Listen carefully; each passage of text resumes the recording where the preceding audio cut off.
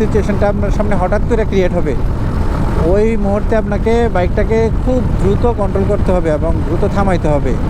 ওইটাই emergency break. Emergency break কীভাবে করে? ইমার্জেন্সি ব্রেক আপনি যখন করবেন, ইমার্জেন্সি ব্রেকটা অবশ্যই আপনি ইঞ্জিন ব্রেকের মাধ্যমে করবেন।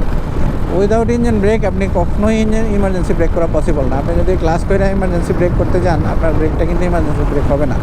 আপনি যে দূরত্ব যে গাড়িটা থামাইতে চান, ওই দূরত্বে কিন্তু গাড়িটা থামবে না। ব্রেক কীভাবে ধরে একটা ইমার্জেন্সি ব্রেক করে দেখাই। তাই আমার বাইকের 5 নাম্বার গিয়ারে আছে, আমার সামনে অ্যাক্সিডেন্ট হয়েছে, আমার বাইকটা কোনো কারণে এখন আমার দাঁড়ানো প্রয়োজন। তো এখন আমি ক্লাস ধরবো না এবং সামনে পিছনের ব্রেক একসাথে ধরে বাইকের গতিটা নিয়ন্ত্রণ করবো। এই যে সামনে পিছনের ব্রেক একসাথে ধরে বাইকের গতি কমাইলাম এবং যখন গতি কমে আসতেছে তখন কিন্তু আমার ক্লাস ধরা লাগছে।